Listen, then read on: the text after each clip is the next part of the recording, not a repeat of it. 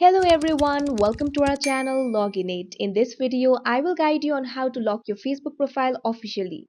Facebook is a platform where you can connect to your friends and families and also post photos and videos.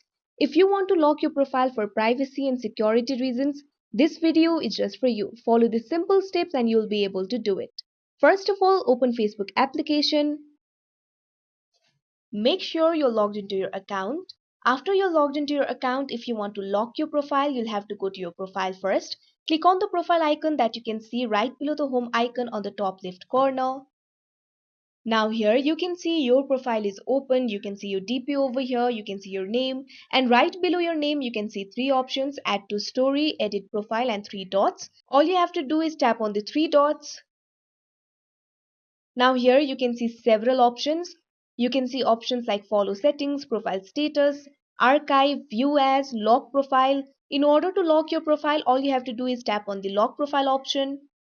Now here you'll be led to this interface. Make sure to read this information very carefully. Now tap on lock your profile. Now you can see here you have locked your profile.